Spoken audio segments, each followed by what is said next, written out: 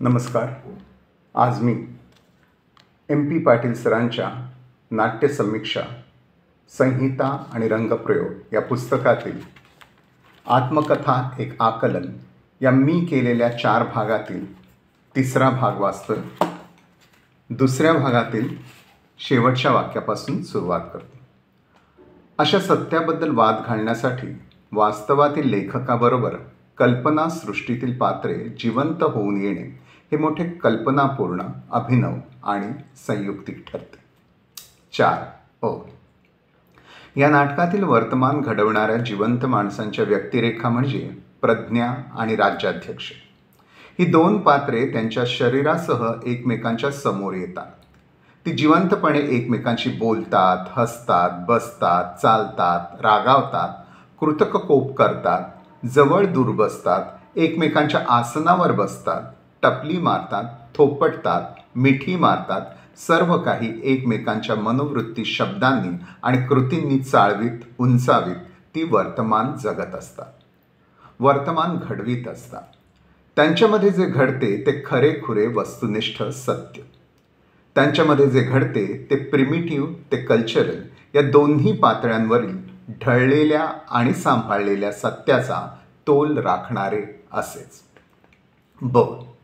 उत्तरा आणि वासंती यांचीच क्रमांक 2 पेक्षा वेगळी रूपे. या नाटकातील 2 बहिणी आणि तशा सवतीही.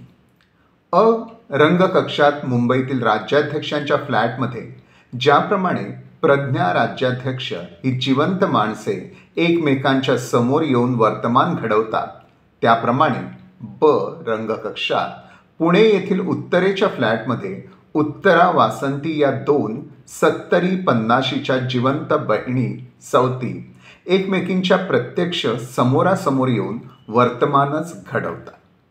प्रज्ञा ही जशी आदिम स्त्री रूप म्हणून प्रकटते, तशीच उत्तरा आणि वासंती ह्याही या नाटकात आदिम स्त्री रूपे म्हणूनच प्रकटतात अन वावरतात. त्या बहिणी बहिणी म्हणूनही वावरतात आणि सवती सवती म्हणूनही प्रकटतात. उत्तरेच्या वाट्याला आले आहे स्त्री जन्माचे सर्वात मोठे दुःख, वांस मातृत्व हे. त्यामुळे ही वांस माता हिस्टेरिक होते. लहानपणी वासंतीचा आपल्या चिमुकल्या धाकट्या बहिणीचा शाळेत जाण्याच्या आधी न चुकता वात्सल्यापोटी पापा घेणारी, तिला साडी चोळीने नटवणारी, सजवणारी ही प्रेमळ बहीण तिच्या वांस मातृत्वामुळे आता त्याच वासंतीचा अपमान करणारी, तिचा हलकेपणा कौशल्याने सुचवणारी ती मत्सरी सवत होते. वासंतीच्या आयुष्यात तिच्यातील प्राकृतिक स्त्री शक्तीमुळे येणाऱ्या पुरुषाबद्दल ती तिचा क्रूर उपहास करते. स्वतःला थोर लेखकाची पत्नी म्हणून प्रतिष्ठा मिळाली, पण वासंतीची मात्र परवड झाली अशी तिला ती डंख मारते. पण तिच्या स्त्री रूपातील खरी हिंस्त्र सवत जागी होते जेव्हा तिला तिच्या सवतीकडूनच कळतं की दिलीपचे पितृत्व तिच्या नवऱ्याचे आहे. त्या क्षणी तिच्या तोंडून विद्ध जनावरासारखा चित्कार निघतो आणि तिच्या काळजाच्या ठिकऱ्या ठिकऱ्या उडतात. पण शेवटी तिच्यातील बहीण सवत ही दोन्ही स्त्री रूपे नाहीशी होतात आणि या वांस मातेच्या उरातून एक खरे स्त्रीरूप, मातृरूप जन्माला येते. ते आपल्यासमोर नसलेल्या नवऱ्याला जणू थोपटू लागते, म्हणू लागते, आपल्याला कोणाला कधी सुखाचा चेहरा दिसला नाही, आता त्यांना तरी दिसू दे तो आयुष्याच्या उतरणीला. आणि हे शुभवर्तमान आपल्या नवऱ्याला कळवण्यासाठी ती निश्चयाने फोनजवळ जाऊन डायल फिरवू लागते. वासंती हेही आदिम स्त्रीचेच रूप. भर 20-25तील वासंती 50च्या राज्याध्यक्षांना आपल्या थोरल्या बहिणीच्या नवऱ्याला एका मोहाच्या क्षणी सर्व काही देते आणि ती आपल्या बहिणीची जन्माची दावेदारीण सवत होते. माझ्या आयुष्यातील पहिला पुरुष होता तो, असे या 50तील पुरुषाबद्दलची आसक्ती मनस्वी मिरवते. आणि आता 50तील उतार वासंतीचे उभार स्त्रीरूप 50तील सलीमच्या पौरुषाला लीलया खुणवीत असते. वय, मातृत्व, नीती, धर्म, बंध या सर्वांवर मात करणारे तिच्या वृत्तीतील हे बेबंद स्त्रीरूप. हे स्त्री रूप आपली स्त्री शक्ती कधीतरी आजमावून पाहते आणि माता होते. कुंतीचा हा दिलीप कुणाचा हे शेवटपर्यंत झाकूनच राहते. कारण पुत्रजन्म एवढेच सत्य असते, माता होणे एवढेच सत्य असते, प्रकृती हेच केवळ सत्य असते. या प्रकृतीच्या पाठीमागील पुरुष कोण याला महत्त्व नाही, कारण पुरुष हे सत्य नाहीच. ते केवळ दर्शन निर्मित एक मानव सत्य असते. पण असेही स्त्रीरूप विश्वाच्या या विकसित पसाऱ्यात आदर्शाची पूजा बांधते. ती अतीव श्रद्धेने स्वीकारते, मानते की कुठेतरी जगात देवदत्त असे काही असते. ते देवदत्त मोठ्या भक्तिभावाने वंदायचे असते. असेही एक स्त्रीरूप बहीण, सवत, प्रेयसी, माता यांच्याही पलीकडचे. याबाबतचे एक वेगळे विश्लेषण. वासंती या उत्तरेच्या खेड्यातून आलेल्या साध्या निष्पाप बहिणीचे तिच्या प्रतिस्पर्धक सवतीत रूपांतर कसे होते याबाबतचे अटळ, अपरिहार्य, इन्व्हिटेबल, कन्व्हिन्सिंग, कारण कार्यसूत्रावर आधारलेले असे जे साहित्यशास्त्रीय समर्थन उत्तरेच्या व्हर्जनमधून येते ते वासंतीने नाकारलेले नसते. ते या अटळ, अपरिहार्य, कारण कार्यसूत्राची टवाळी करण्यासाठीच येते असे वाटते.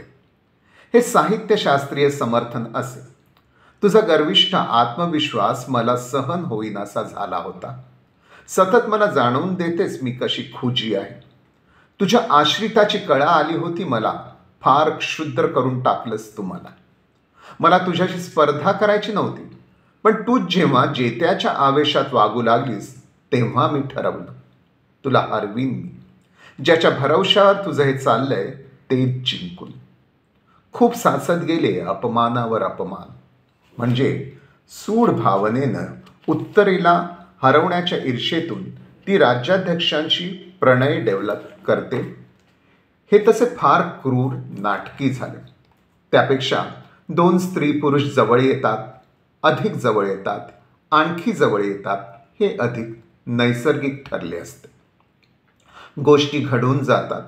या जीवनसूत्राची हेच संगत ठरली असते. माझं मन रमावं म्हणून रात्री गच्चीवर मला ते निरनिराळ्या ताऱ्यांची माहिती द्यायचे. एकदा मग तिथंच. असे जे घडले असे वासंती सांगते तेच निसर्ग संगत वाटते. त्यांच्या डोळ्यात पहिल्या दिवसापासनं तेच दिसलं मला. या वासंतीच्या निरीक्षणाशी हेच सुसंगत ठरले असते. आणखी माझं काही प्रेम नव्हतं त्यांच्यावर, असा तुच्छ दुरावा व्यक्त करणे आणि त्याचबरोबर माझ्या आयुष्यातील पहिला पुरुष होता तो, असा त्या प्रीती संबंधाचा ओला अभिमान बाळगणे, याही तिच्या दोन प्रकारच्या प्रतिक्रिया परस्पर विसंगत वाटतात. उत्तराबाबतही एक नोंद. लहानपणी वासंतीचे लाड करणारी उत्तरा आणि तिच्या विवाहानंतर वासंतीचा अपमान करणारी उत्तरा, अशा दोन उत्तरा पटत नाही. उत्तरेला वासंतीमधील सवत तर अजून कधीच दिसली नव्हती. त्यामुळे तिच्यातील हे परिवर्तन अशक्य वाटते. ती साहित्य सम्राटाची पत्नी झाली म्हणून हे परिवर्तन. पण त्यामुळे ती अशी क्षुद्र कशी होईल? ती अधिक मोठी होणे हेच संयुक्ती. एकूण वासंती हे सत्याचे, स्त्री रूपाचे एक कोडेच ठरते. ती खरे सांगते आहे की खोटे ते कळत नाही, अशी संभ्रम निर्माण करणारी रंगसूचना देऊन वासंती ही दिलीपचे कोडे उत्तरेसमोर स्पष्ट करीत असताना सांगते, ते देवदत्ताकडे यायचे, माझ्याशी बोलायचेही नाही, पण दुर्लक्ष करायचे. मला ते सहन झाले नाही. अपमान वाटला, पराभव वाटला. म्हणूनच एकदाच फक्त ताई, माझी शक्ती आजमावून पाहायची होती मला. त्याची खात्री पटल्यावर पुन्हा मी कधी त्यांच्याकडे पाहिलं नाही. ही शक्ती आजमावून पाहणे हा काय प्रकार? त्यापेक्षा त्या दोघांचे नैसर्गिकरित्या पण केव्हा तरी वासना मिलन घडणे हेच संयुक्तिक ठरले असते. वासंती याबाबत कुठेच खरी वाटत नाही. ती देवदत्ताकडेही सोवळ्यानेच राहते आणि सलीम बरोबर फरफटत जाते. ती राज्याध्यक्षांना सोडून येतेच कशी? त्या तिच्या पहिल्या पुरुषाचा संबंध हा असा अजिबात तोडतेच का? आणि या पहिल्या पुरुषाशी तिचा असा रुक्ष पुनर्संग पटूच शकत नाही. पण एकूण वासंती या नाटकातील एक कोडे घालणारीच चैतन्य रेखा वाटते. ती जे सांगते ते खरे की खोटे हे कळत नाही अशी संहितेतील रंगसूचना आपल्याला कोड्यात टाकते. आणि उत्तराही तिला वास्तवातील वासंती या नावाऐवजी कादंबरीतील कल्पनाविश्वातील वसू या नावाने अनेकदा संबोधते. तेव्हा वासंती हे पात्र, तिचे बोलणे, तिचे वागणे हे सारे अर्धवास्तव कल्पनाजन्य म्हणजे वास्तव आणि कल्पना यांच्या समागमातून निर्माण झालेले सत्य असत्य असेच म्हणायचे का? वासंतीबरोबर उत्तराही या शेवटल्या भागात संदिग्ध होत जाते. तिच्या बाबतचे सत्यही धूसर होत जाते. या वांझ मातेला वासंतीचा दिलीप हा राज्याध्यक्षांच्या आहे हे कळताच तिची धरती उलथी पालथी होते. हे खरे सत्य. पण शेवटी विद्याधर पुंडलिकांची द्रौपदी अश्वत्थामाच्या संदर्भात बोलते तशी बोलू लागते. कोणीतरी मध्ये हात घालून ते चक्र थांबवलंच पाहिजे. पण वाक्याच्या शेवटी संबोधन येते वसू, वासंती नाही. म्हणजे हे ती कल्पना विश्वाशी बोलते. मग तिचे हे सावरणे वास्तव की काल्पनिक? कोणते सत्य? वाङ्मयीन टिपा टिप्पणी. या नाटकात एका सुंदर फॅन्टसीने लेखक मंडळींची चांगलीच गंमत जम्मत उडवली आहे. आणि हसता हसवताना काही वाङ्मयीन सत्यही गंभीरपणे सांगितली आहे. राज्याध्यक्षांच्या स्टडीत ती आपली जुनी कादंबरी धुक्याने भरलेली वाट ही चाळायला घेतात आणि त्या कादंबरीतील पानांमधून नायिका प्रतिनायिका जिवंत होऊन निर्मात्याला जाब विचारायला त्यांच्यासमोर उभ्या राहतात. या ठिकाणी त्या प्रज्ञाच्या जुळ्या तिळ्या बहिणीच वाटतात. प्रज्ञा ही तर राज्याध्यक्षांच्या विवेकाची प्रतिमा, तर आता समोर आलेल्या या वसुधा उर्मिला राज्याध्यक्षांच्या कल्पना विवेकाच्या प्रतिमा. याबाबत इथेच लिहावयास हवे की संहितेत याबाबतच्या तशा फारशा रंगसूचना नाही. असे असूनही किंवा त्यामुळेच दिग्दर्शिकेने येथे एक देखणे शिल्प उभे केले आहे. स्टडीमधील पुस्तकांच्या शेल्फवरच्या काल्पनिक चौकटीत म्हणजे कादंबरीच्या पानावरतीच त्या जुळीने अवतीर्ण होतात. पाय जुळीचे, हात जुळीचे, चेहरे जुळीचे, उभे राहणे जुळीचे, लयीने बोलणे जुळीचे आणि हलकेच चौकाच्या आकाशातील त्या जुळीच्या तारका खाली उतरतात, बोलत राहतात, एकत्रित एकोप्याने लयबद्ध. अगदी सोनचाफ्याच्या सोनपऱ्या सुरेल सुरेख बोलणाऱ्या हलके फुलके अवखळ असे काहीतरी जीवन सत्य सांगणारे. संहितेतील लाह्या फुटावेचे संवाद, दिग्दर्शिकेचे स्वप्न सुंदर सर्जन आणि अभिनेत्र्यांची आशयाची घडलेली सहज सुंदर एकरूपता सारेच दर्शन मोठे विलोभनीय. या सुरेख फॅन्टसीचा उपयोग लेखक आणि त्याची निर्मिती याबद्दल काही गमतीदार आणि गंभीर सांगण्यासाठी लेखकाने मोठ्या खूबसूरत शैलीने केला आहे. लेखकाच्या जीवनातील ट्रॅजेडीबद्दल असे फटकार, किती पटकन म्हातारा झाला, किती एकटा दिसतोय हा, एकाकी असेल ग. कलाकृतीतील या अक्षरकन्या, अमर आणि चिरतरुण या पार्श्वभूमीवरील हे फटकारे तसे जखमी करणारेच. हे फटकारे पुढे चालूच. गंमत, अनेकदा याने एकाकी माणसाबद्दल लिहिलं. एकाकीपणा म्हणजे काय हे न कळता आणि आता स्वतः एकटा झालाय, तर लिहिणं थांबवलं. लेखकाचा उपहास पाहण्यासारखा. नाहीतरी कशाला हा लिहिण्याचा उपद्व्याप ही माणसं करतात कोणास ठाऊक. सर्जनशील असा शब्द वापरतात अशा माणसांसाठी. मी काय करायचं तर करंगळीचं नख दातांनी कुरतडायचं. सगळ्या छापील झिजलेल्या युक्त्या. किती उथळ सुखदुःख आपल्याला ह्यांनी दिली आहेत. लेखक आपल्या पात्रांवरील करीत असलेल्या अन्यायाबद्दल खेळकर टिपण असे. आपले रंगरूप आवडीनिवडी यांनी ठरवायच्या. आपली सुखदुःख सुद्धा ह्यांनी मनात आणल्याप्रमाणे आपली नशीबही हाच ठरवणार. कुठल्या पानावर मी हसायचं, कुठल्या पानावर रडायचं तेही हाच ठरवणार. ह्यांना भोगावं लागलं असं म्हणजे कळेल. लेखक टीका आणि मार्गदर्शन असे येते. आम्हाला आमच्या पद्धतीने वाढू दिलं असतं, वागू दिलं असतं तर तुमचीच कादंबरी चांगली झाली असती. पात्रांना आपल्या लहरीनुसार नाचवू नये बरं.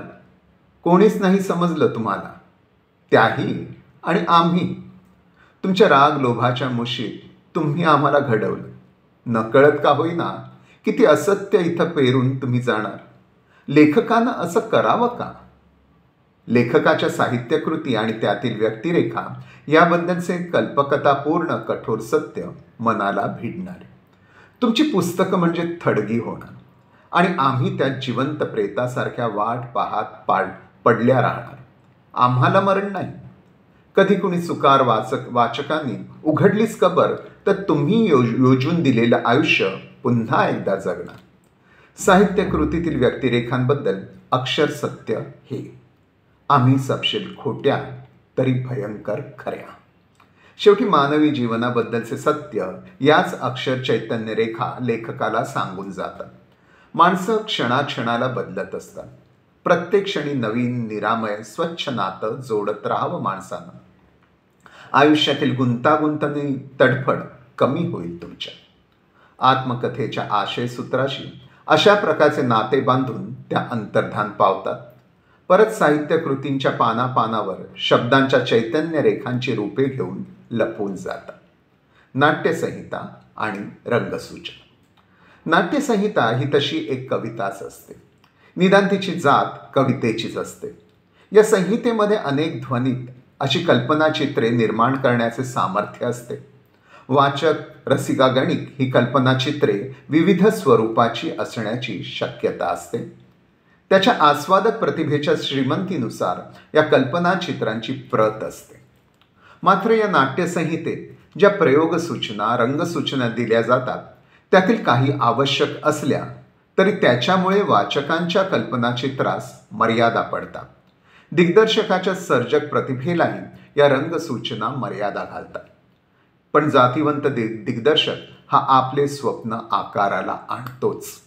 नाट्यप्रयोग म्हणजे एका दिग्दर्शकाला पडलेले स्वप्न असते. त्याच्या सर्जक प्रतिभेला संहितेतून दिसलेले ते कल्पनाचित्र असते. अर्थात तशा तोलामोलाच्या अभिनेत्यांखेरीज त्याचे हे स्वप्न आकारित होणे अशक्य असते. वाचक रसिकाने जर प्रथम नाट्यप्रयोग पाहिला व नंतर संहिता वाचावयास घेतली तर त्याच्या वाचन संबंधित आस्वादक प्रतिभेवर मर्यादा पडतात. म्हणून प्रथम संहिता वाचणे अर्थात उपलब्ध असल्यास आणि नंतर तिचा नाट्यप्रयोग पाहणे हे अधिक युक्त ठरावे. असे केल्याने दिग्दर्शक आणि अभिनेते यांच्या मर्यादा समजतात, तशीच त्यांची श्रीमंतीही समजते. नाहीतर जे दिग्दर्शक आणि अभिनेते यांनी दिले तेच श्रीमंत वाटत राहते. आत्मकथेचा नाट्यप्रयोग प्रथम प्रेक्षकांसमोर आला आणि त्याची मुद्रित संहिता नंतर उपलब्ध झाली. त्यामुळे येथे असेच घडले आहे. तरीही हे मान्यच करावे लागते की सर्वसामान्य वाचकाच्या आस्वादक प्रतिभेला त्याच्या वाचन प्रक्रियेतून जाणवल्या नसत्या अशा कितीतरी श्रीमंत जागा या नाट्यप्रयोगात आपल्याला भेटत राहतात. दिग्दर्शिका अभिनेते यांच्या सर्जक स्पर्शाने या संहितेचे ऐश्वर्य वाढते याचा प्रत्यय आपल्याला येतो. एक गोष्ट प्रथमच स्पष्ट होणे जरुरीचे आहे. पारंपरिक नाट्यसमीक्षेमध्ये प्रथम सविस्तर संहिता आणि नंतर त्रोटक नाट्यप्रयोग अशा क्रमपद्धतीने प्रतिक्रिया नोंदविल्या जातात. संहितेला विस्तृत न्याय आणि दिग्दर्शन, अभिनय याचे पुसटचे उल्लेख असे या समीक्षेचे स्वरूप असते. याचे कारणही स्पष्ट आहे. नाट्यकृतीचे समीक्षण बहुधा साहित्यशास्त्राचे अभ्यासक करतात. त्यांना नाट्यशास्त्र अभिनयशास्त्र याचे ज्ञान मर्यादित असते. अभ्यास बहुधा नसतोच. यामुळे या साहित्यशास्त्राच्या अभ्यासकाच्या परीक्षणावर अशा मर्यादा पडणारच. नाट्य व्यवहाराशी संबंधित असलेल्या संगीत, नृत्य, चित्र, शिल्प, वास्तुकला यांचे तर त्याला प्राथमिक ज्ञानही नसते. त्यामुळे नाट्यप्रयोगाच्या संदर्भात एक सर्वसामान्य रसिक म्हणून, फार तर एक अभिजात रसिक म्हणून तो फक्त आस्वादक प्रतिक्रिया देऊ शकतो. त्याच्या या मर्यादा लक्षात घेणे जरुरीचे असते. या बाबतीत ज्ञानसिद्धांत गर्भ अशी तार्किक संगतवार मांडणी त्याच्याकडून अपेक्षू नये. सिद्धांतमुक्त आणि आस्वादयुक्त अशा प्रतिक्रिया त्याच्याकडून अपेक्षाव्या.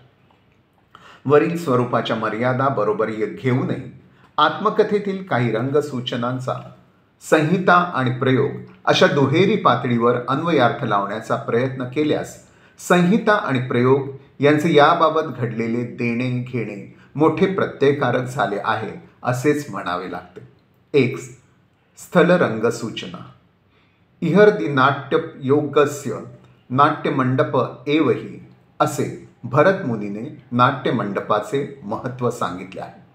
विष्णुदास भावे यांच्या प्राथमिक काळातील तागडथोम अललडूर नाटकातील हिलालाच्या प्रकाशात दिसणाऱ्या गोंडपाटाच्या पडद्यापासून बालगंधर्वांचे भरजरी श्रीमंती, दर्शनी, सरकते, गुंडाळे पडदे, इप्सोनियन नाटकाचे वस्तुनिष्ठ फ्लॅट्स, वाघ, तळशीकर, काळे यांचे कलापूर्ण नेत्रदीपक नेपथ्य, पणशीकरांचा फिरता रंगमंच, मध्येच रांगणेकरांनी भटाला दिली ओसरीतून रंगमंचावर आणलेल्या 2-3 खोल्या, छबिलदासने दिलेले कल्पनेला आवाहन करणारे प्रतिकात्मक नेपथ्य असे वैविध्य मराठी रंगभूमीने पाहिले आहे. या ठिकाणी प्रकाश आणि ध्वनी यांनी नियंत्रित केलेला प्रकाश ध्वनीच्या सहाय्याने 3 रंगकक्षात विभाजित केलेला प्रायोगिक पण बराचसा वेगळा रंगमंच दिला जातो. डावीकडे अ रंगकक्ष, उजवीकडे ब रंगकक्ष आणि मध्यभागी क रंगकक्ष. इथे 3रा भाग संपवतो. याबद्दल 4थ्या भागात. धन्यवाद.